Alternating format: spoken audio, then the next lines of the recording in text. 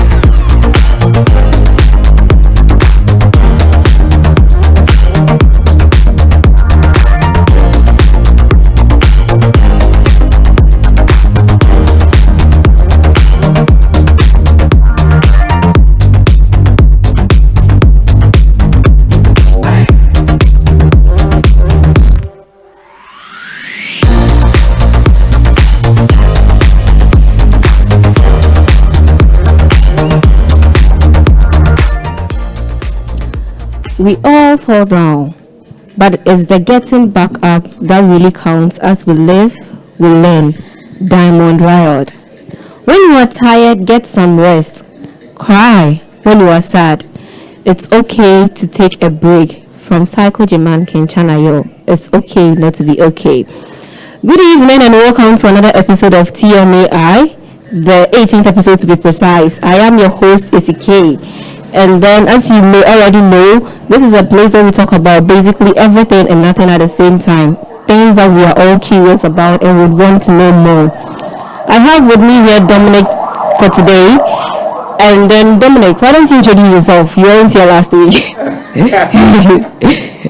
Oh my God. Alright, so my name is Dominic and today I'm with ACK. Basically, I'm Dominic. Yeah. Oh, okay. So if you chance upon this video while it's not live, it means that you are watching a recorded version of this video. And as such, this show is live every Fridays at Peny Radio on www.radio.penygh.com. And then we are live on all social media: Facebook, YouTube, Twitter, what have you. Just search PenyGH. You can find us, in fact, Discord, wherever, whatever social media you are on, you would find us there. All you need to do is just search for PenyGH and then, we are there. So for today, we are going to talk about toxic positivity. And as such, Dominic, what do you know about toxic positivity? If for me, if something is toxic, I don't want to say it's positive, but then the fact that you are adding positive into something toxic, it means that something that's supposed to be negative, you're using it to your advantage. Exactly. Yeah, so something that's supposed to be. I saw this topic online and I was like, wow. And then one of the podcasts I listened to a lot also discussed this, and I was like, amazing. This topic would be very interesting. Should I bring it up for TMAI? So I decided, okay, why not talk about toxic positivity? So before that, I know it's weird bringing positivity and then toxic together. It doesn't sound well. But then if we look at with this whole COVID thing, and then the social media we have at hand, you realize that positivity in itself is not bad, but then too much of everything they say is bad. So what has this got to do with this?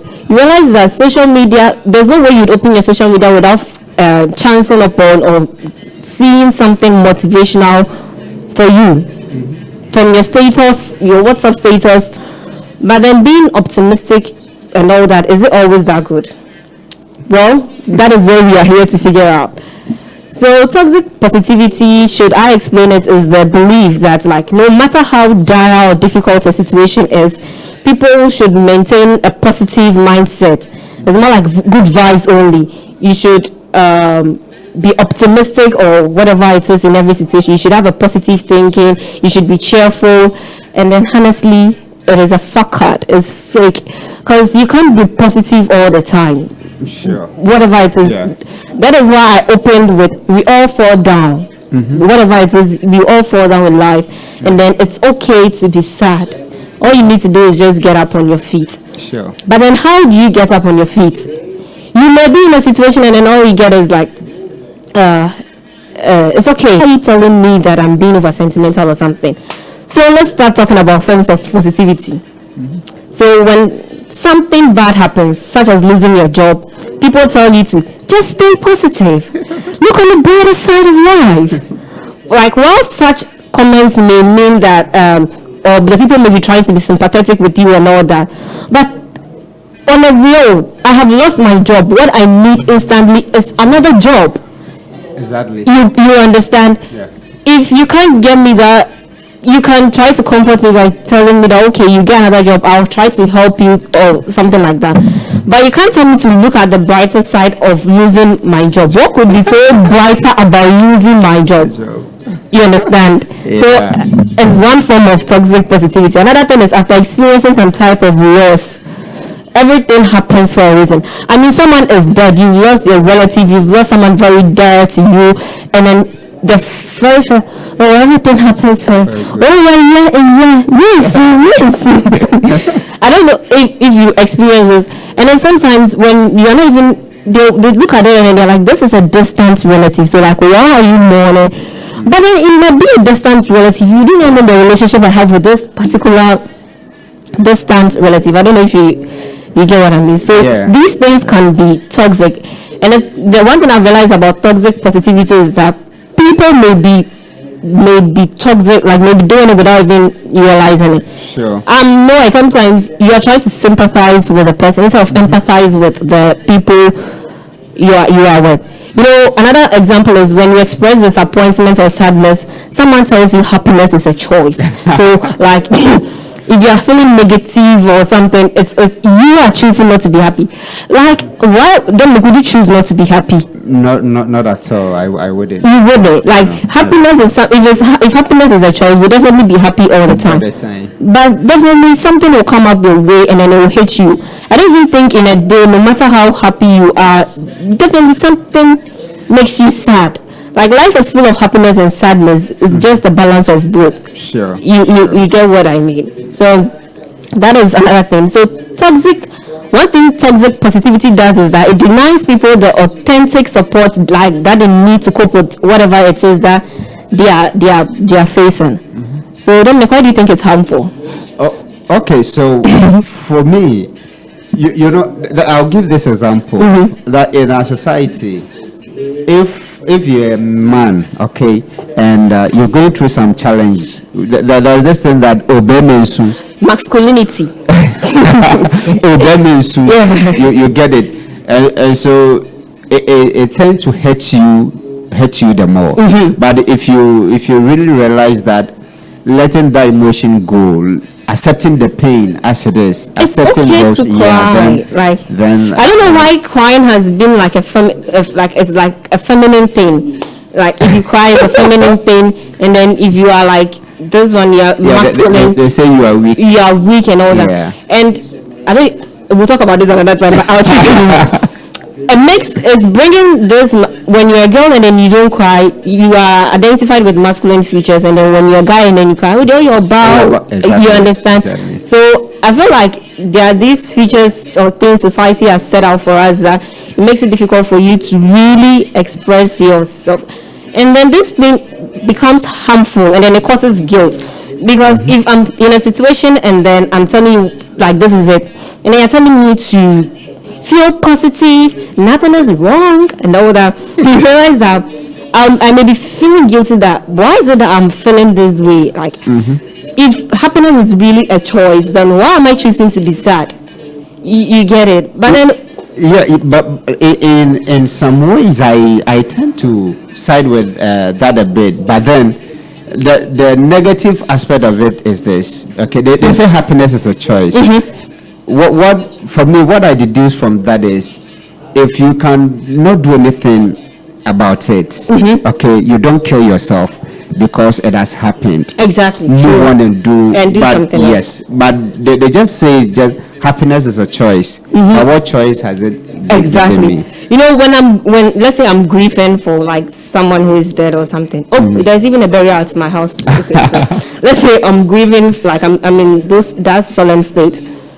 And then instead of you allowing me to grieve, that way I'll be able to move on. Sometimes you have to deal with the situation at hand to be able to like move on. Exactly. And then they tell you, oh well, yeah, it's okay, you don't cry. You get it. So immediately you get all those feedback, and then you don't cry. It's more like, why? Like, what is it? That's one thing I think I like about my family. When my uncle died, they were like, why are you not crying? They weren't all about like, stop crying, they were like, why am I consoling like them and then I'm not crying? It's like, instead of you expressing yourself, I did express myself, so why are you not crying? Right. So I think they believe in just showing your emotion, that way it goes and then that's all.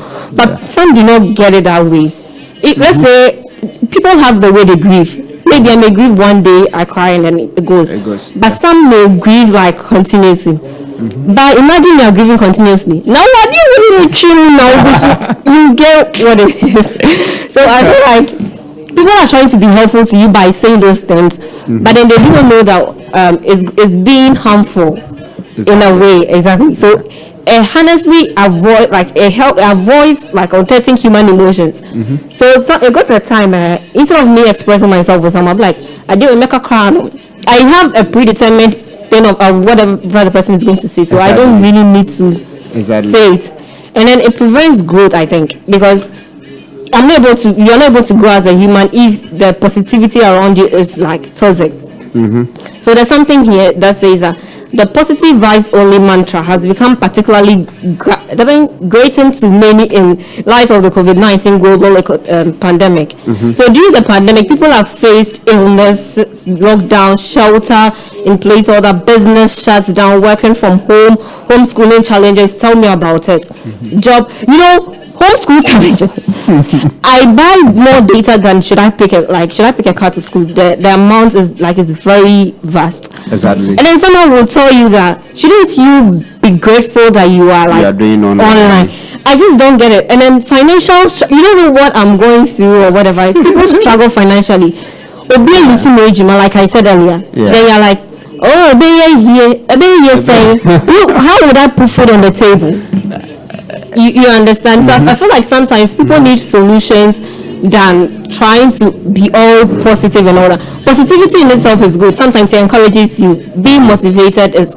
I've posted I think motivational stuff on my Instagram once or twice, and then I was like encouraged and then whatever it is.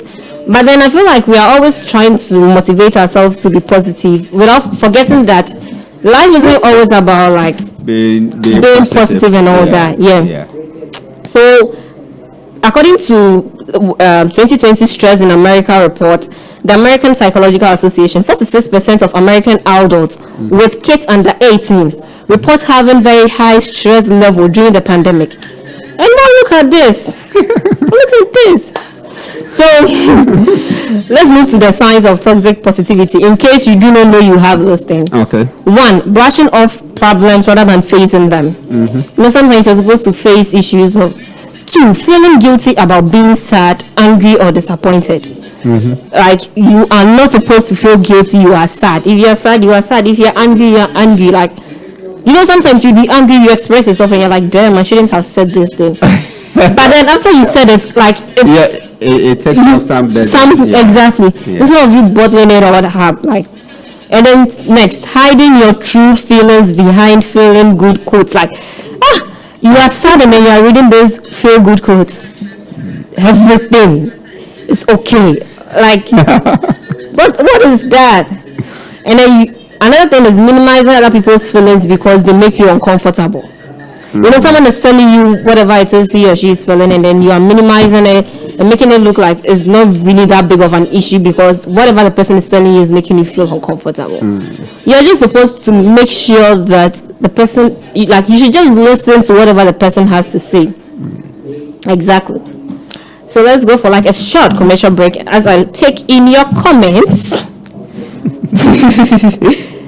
Have I been missed? What? Have I been missed you all? Hey, what is this girl? Yeah, I get her. I think she wants to know if you've missed her. Yeah, please, like we've missed you. Have you missed her or has she missed us? Like, have I been missed? Yeah, have I been missed? You've been missed. Don't worry.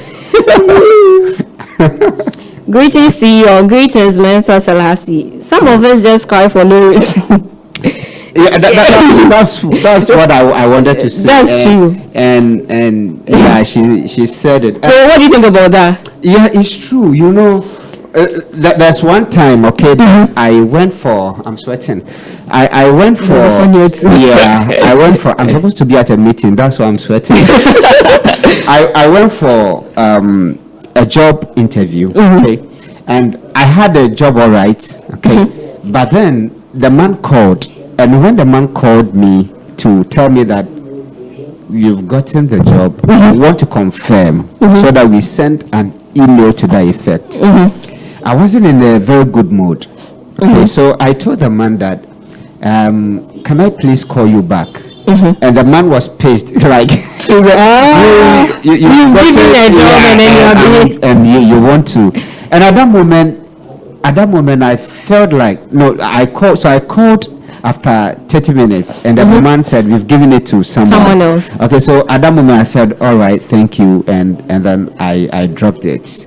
Deep within, I felt hurt, okay, but then I said, it's not. You see, it's because people do not understand the emotions of like others. Like, I'm giving you a job. You're supposed to be grateful. You're supposed to be thankful. Exactly. Doesn't mean that they didn't really need you enough to be able to give it to someone else within 30 minutes.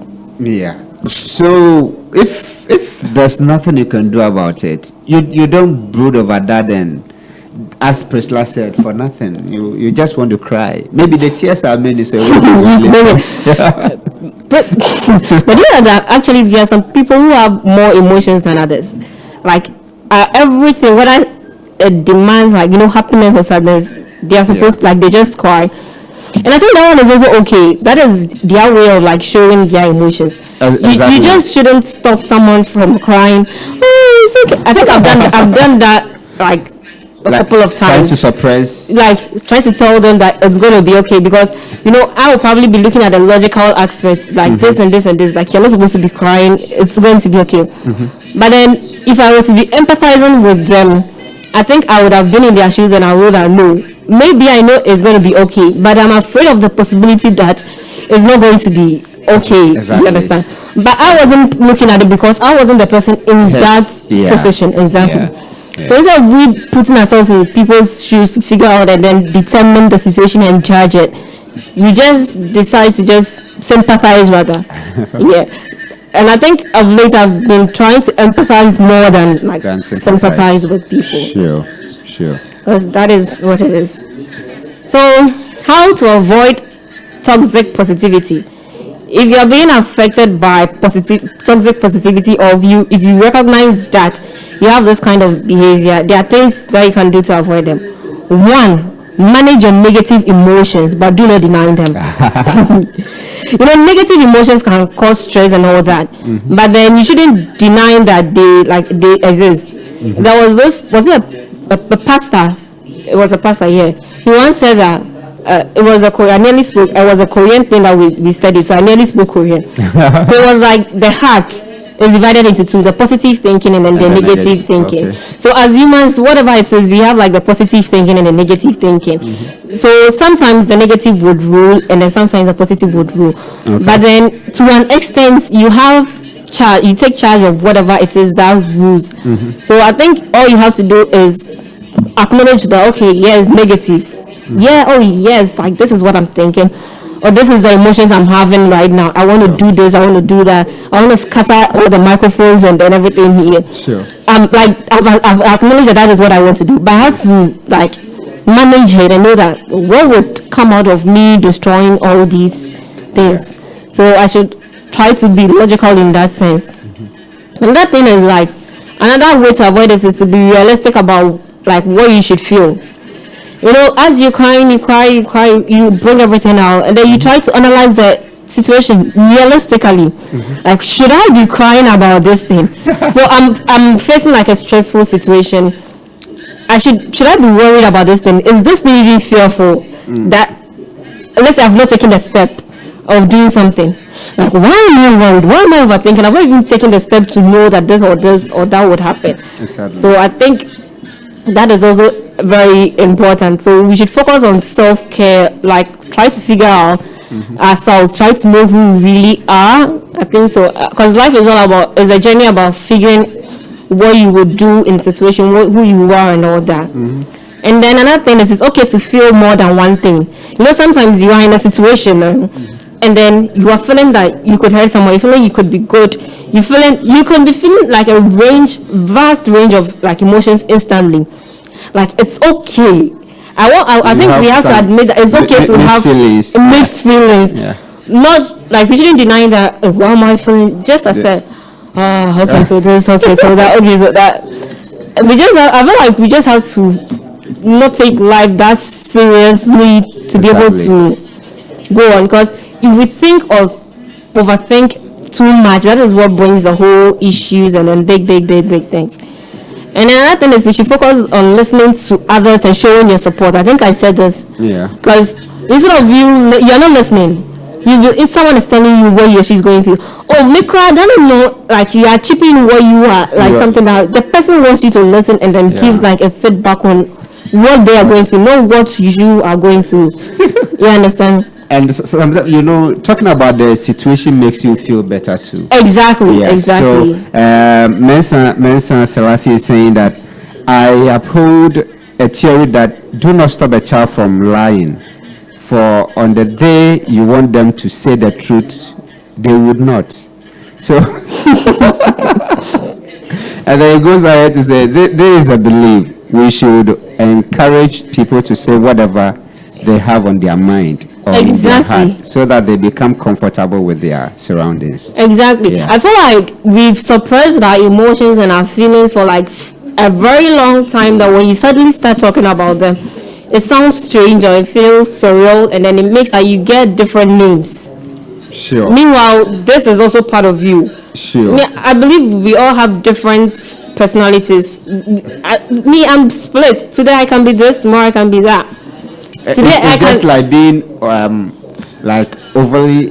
You want everyone to say that you're too humble. Exactly. That day you bring your real self out. You confuse everyone. And they tend to say that you are being sarcastic at this moment. That's the real. Yeah. And you know, sometimes you can maybe you meet someone, and then ever since you met that person, nothing has really happened for you to be angry. Sure. So you always have this positive vibes with the person. So the day the person sees you, it'll be like, what are you trying? You know, it's like a different person, like you've changed or something. But then you've just not met me angry before. Exactly. I've just not exhibited that side of me, because we all have two sides, the good and the bad. Whatever comes up is what it is. It is what it is. Yeah. So Selassie says that anytime I get the point of tears, there is this funny voice that calls me in my mind, hey, what do you think you're doing? It is so funny. You know, I think it's because Selassie has grown up probably in a society where they've told him that yeah. You see, so anytime he's at a point of tears, he knows very well that at this moment I should be crying. Sure. But then he wouldn't cry, because immediately he's about to cry, he just why are you gonna cry? Is this necessary? Do you really have to cry? Then he just bottles it all up. So I think that thing really, it's engraved in us. I really didn't see my dad cry at my grandma's funeral. Up to now I still don't get it. And because it was like he wore those dark shades and then all that, and it's like he took it off, but then you wouldn't see him cry. And my sisters and I were with him throughout the whole, like, so I'm like, hey, like that, it doesn't, he is like the child, he is not crying, but it's like, hey, if you look at the cat, hey, I just don't get the whole. Yeah, it looks like drama to you. So Prince says that People also find themselves too big to cry, so they just keep everything inside and pretend it never happens. You know, at first, I also thought that was, I thought it was ego that was preventing people from crying. But later I realized that they've just not gotten comfortable enough to really, like I said earlier, Selassie is probably thinking, why should I cry? I don't even remember the last time I cried in front of like people. Seriously, because I also thought it was ego. So I'm like, is it a Dorcas you have like an ego? Yeah, I may be feeling bad, but I'll never cry in front of people. I'll just go into it and then I'll cry. I want to be like alone and then I'll cry. Sure. I never want people to see me cry because I thought it would show that like I was weak. You get it. That's why probably I'll be at a funeral and then I won't cry because it will show that like I'm weak or like something. And so Richmond goes ahead to say that I don't really think they feel big, but it's just that they can't cry or express themselves around people. That's what I but said. do best in their closets. Like I said. Yeah. So with those kind of people, it's very difficult for you to figure out that this is they may seem all happy almost all the time because you never see them cry. Even ask yourself, how many of your friends have come to you to just cry about something? If it's not their parent, if you are not at a funeral ground for you to see like your friend cry, Sure. when would you see your friend come to you about like a situation to cry? Like it's not a Korean movie or it's not like an American movie. When would you see? I don't know if it's African something. Would you see an African? It's our society, like the way we've been made. Masculinity. Yeah, exactly. We really have to discuss masculinity in our society. Sure. We have to. So it makes it like quite difficult for you to just burst out tears in front of people. Like imagine, let's say Priscilla, and I'll just be in front of Priscilla, and then I'm so depressed, and then let me even use a video call. Do you think, no matter how I'll be like, let's just end the call, and then Exactly. you get it. If I want to cry even in person, I'll probably leave, and then so that is how it is. Another thing is you should notice how you feel, because following positive social media accounts can sometimes serve as a source of inspiration, but pay attention to how you feel after you view and interact with such content. You know, at first I used to follow a lot of like motivational speakers a lot, but it got to a time I just unfollowed, not because they were like doing something wrong, but the positivity was over and then it overed me. This has been, I don't know if you remember, this has been my struggle with motivational speakers. Like it always has to be good. And no, they make you feel like you too stupid, like you're an idiot not to have. You get it, and I sometimes when I was following them that much, I tried.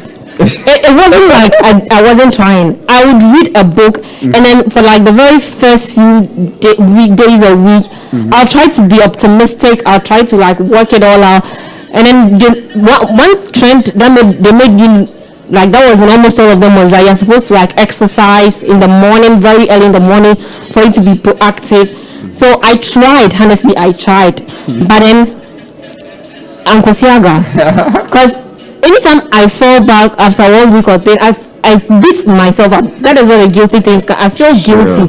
Sure. So instead of this positivity thing helping me almost all the time, it was rather making me feel guilty about the way I am. Like I was always lazy, but all of a sudden I became, should I say, not lazy a little bit. And when I went back into being lazy, I was making it look like I was always, So I had to unfollow some. I'm still following some because you sometimes have to stay positive in order. But motivational styles are not what I consume all the time of late. Maybe Bible stuff because the Bible is, but then not necessarily motivational. Let me share one experience. There was one motivational speaker I was following, okay? And then he said that get up early as, and then he said 6 a.m. And mine was 5 o'clock. after everything, I sent him a private message and I said, in Ghana where I am, if I wake up at 6 a.m. I'm very late. Seriously? I'm very, very late. So can you, the next time you addressing your audience, can you not just give a time, but just say wake up early, and not just give a time? Because if you're speaking to a Ghanaian, you say 6 a.m. and that you wake up at 6 a.m.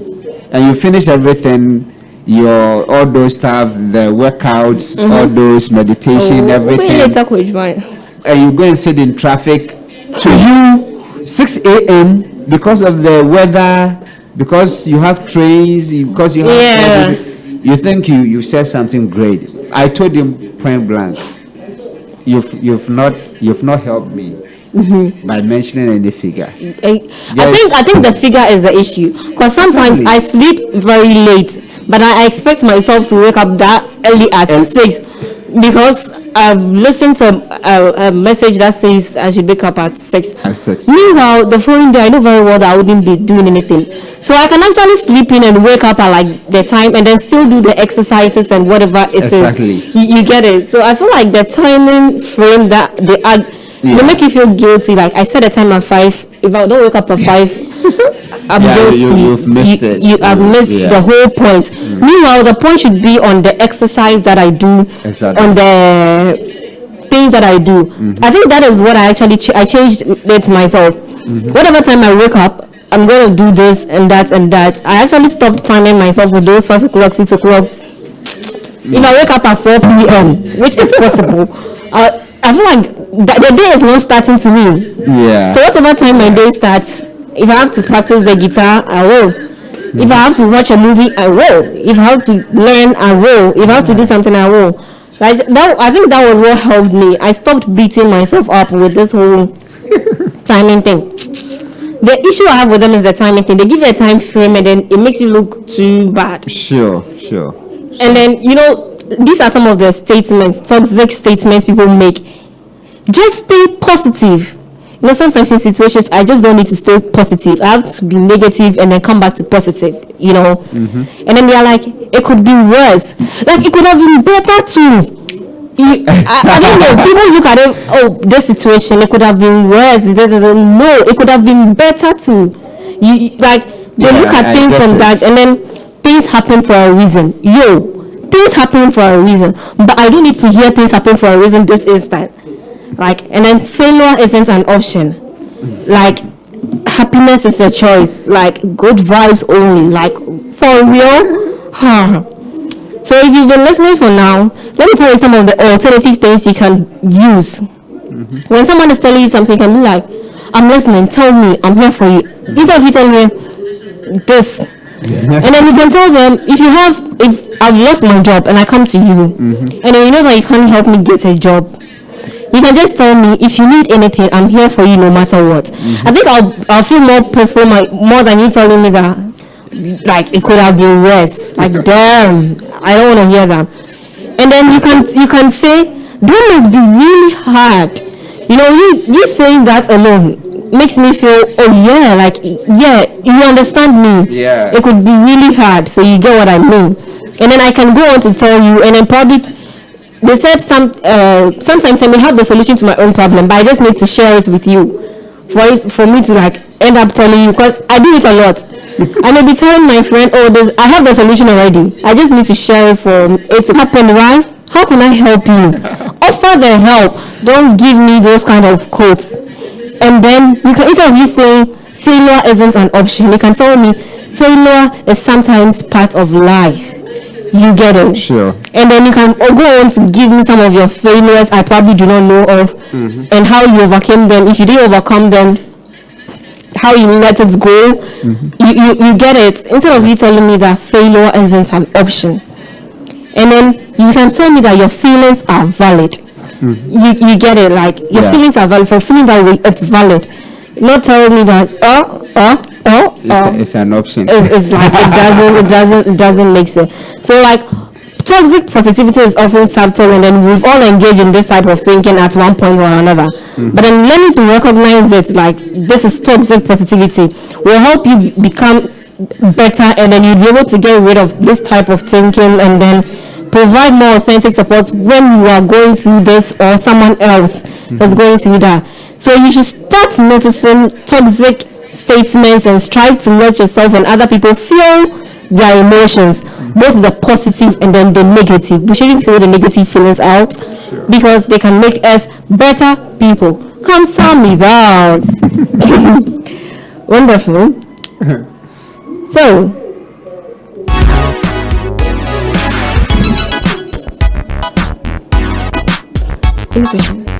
any question?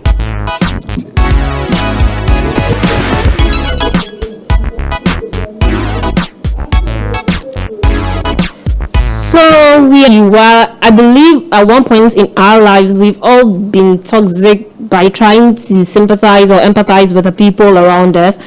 And like the ending said, it's good for you to notice how the positivity or whatever it is you're giving to your friend or your family or yourself can become toxic. Identifying it is a step forward. So as we've discussed it today, I believe you would notice one of these toxic positivities in your daily activities, and then you will try to change them however, whenever you want it. This has been Tell Me About It with ACK and Dominic. Dominic, you're sending. I said ACK and then Dominic. Asuma. Okay. Well, thank you for tuning in to this episode of TMAI, and I hope you learned some stuff and new things. We have a second segment which couldn't come on today because of the lack of questions we had for the second segment. So as a reminder, I'm urging and encouraging all of us to send in more questions. The questions doesn't necessarily have to be about the topic we discuss. It can be anything absurd, since this is a show where we talk about basically everything and nothing we are curious about. So send in your questions on any of our social media handles. All you need to do is add the hashtag TMAI or Tell Me About It or ACK, anything related to the show, and then you send in your questions. You can even send in your questions, and then it could be the very big question we discuss for one of the episodes. All you need to do is send the questions, like I said, Facebook, and then WhatsApp. And we actually have a Facebook page, Tell Me About It TMAI. You can join on Facebook. It's a group, a Facebook where you can send your questions there. We have a WhatsApp page as well, but then you can send your questions anywhere. All you need to just do is tag TMAI and Tell Me About It, even on Twitter, and then we'll just get it to answer your questions. Kamsahamnida. Thank you very much for tuning in. The show ends here.